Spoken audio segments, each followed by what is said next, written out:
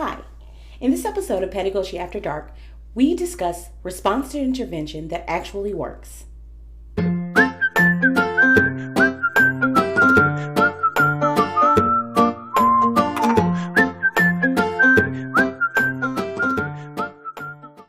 When teachers head into the classroom, they're told that their response to intervention model will look at a little something like this. There'll be a triangle, okay? And the base of that triangle is made up of students who are going to be academically competent based on the instruction in classrooms. This is going to be the teacher-led instruction, and by doing this, students are going to read and be able to work at grade level. The next group of these students are going to be targeted for interventions, except that these interventions are still going to take place in the classroom. These students are going to need a little bit of extra help, small group work, and that sort of thing, and that's going to help to pull them up to grade level with very little intervention. And then finally, what teachers are told is that this small group of students are going to be the students who are going to need intense interventions, and that these interventions are going to be facilitated by usually an RTI coordinator or other professional in the building. The problem comes when the real life model doesn't exactly look like this. In actuality, what most teachers experience is something a little bit more like this, okay? Where very few students actually come to class that are academically ready and fit and in a mindset where they're going to be able to learn just by virtue of first instruction inside the classroom. That another group of students are going to have to be pulled along by the teacher by intervening for them, so that teachers have to work to facilitate much larger groups and meet a lot of different groups of students where they actually are. And then what many schools are finding, and the reason why RTI models are not currently working, is because there actually ends up being a huge number of students in many schools who have specific academic, behavioral, and other needs in order to help them become proficient and be able to just excel in school. And so what happens when the models actually look like this, but we go in with the expectation of the other model, is that RTI does not function in the way that it's supposed to.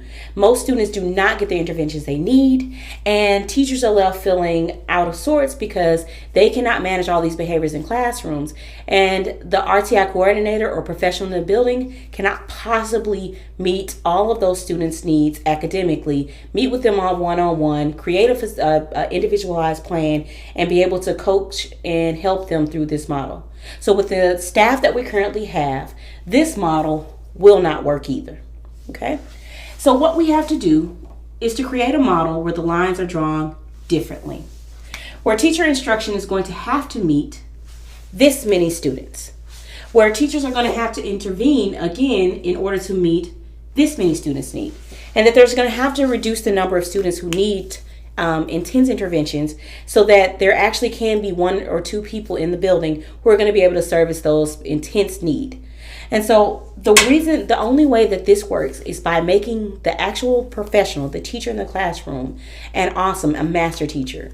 We have to change our instructional methods in order to reach more students. So that means my suggested method of doing this is called the SIOP method.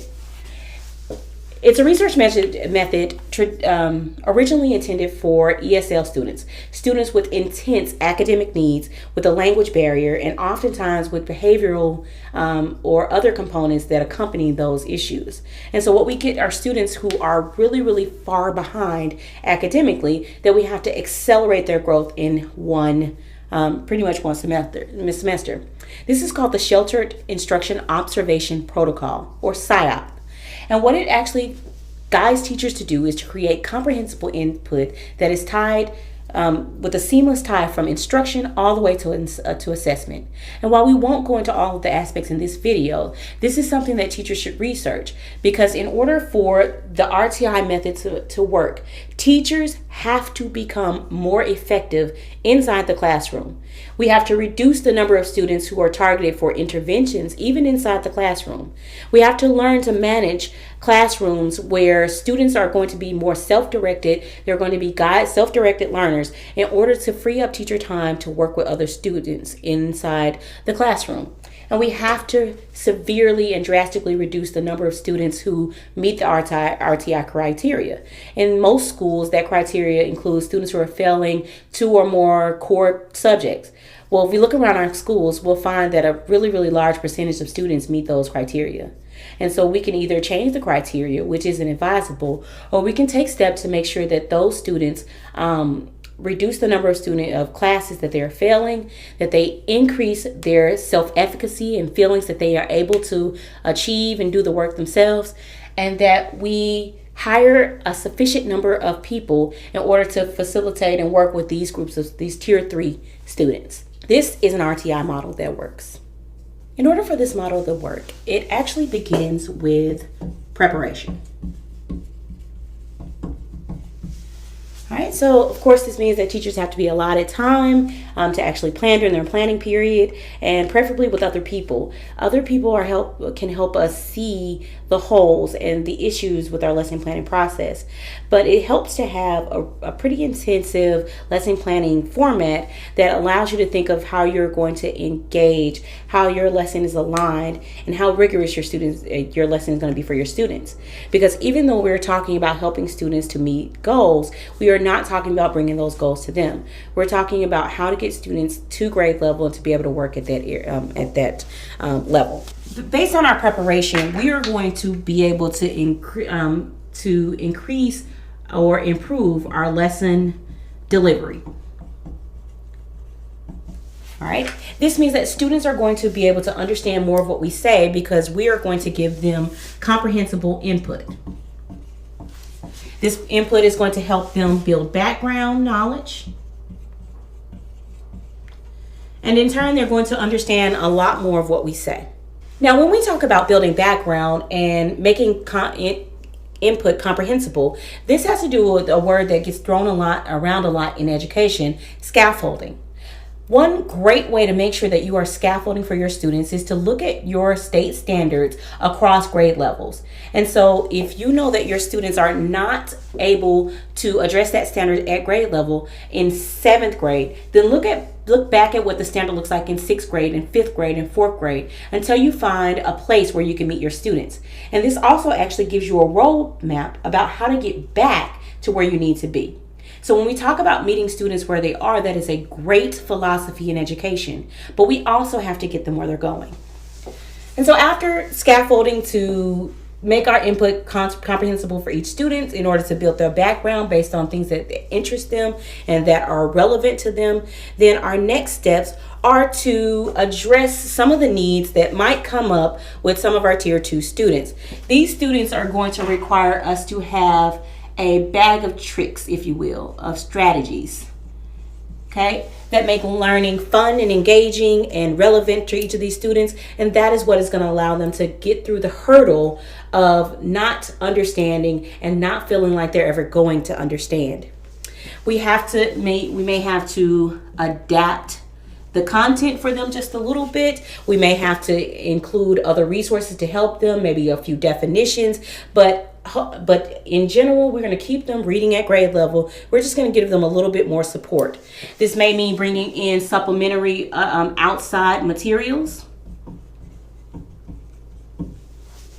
They're going to help students understand. But all of these things are going to be grounded in something that's going to help all students, which is interaction. Quiet classrooms are not learning classrooms. So we need to interact with our students. We need to question them. We need to have discussions with them. We need to play games, and we need to allow them to express their understanding or whatever they don't understand. And we can't take those things personally. We can't assume that students who fall in this area are students who do not even desire to learn. We have to push them to increase their motivation to learn at the same time as their academic learning will increase in general. Okay, we have to give them a lot of time for practice and application. before we begin to assess. But it is important that we have assessments that accurately reflect what our students have learned. But this means that at any given time in your classroom, you could be doing informal assessments or formal assessments. This means that we don't always have to put our students in a situation that's high risk and very, very low reward. We can give them opportunities to debate and to write and to discuss things as a form of assessment before they're put in a situation that's very stressful and that's going to require them to bubble in answer choices that are completely wrong or right or wrong answers. And so those opportunities for informal assessment give students a very, very low risk and very high reward because they get a lot out of it. They learn a lot, even from learning from their mistakes or learning from other peers. And so this is an RTI model that works. And with this model, all teachers, regardless of the number of students and the different levels that are going to be in your classroom, can have fun teaching.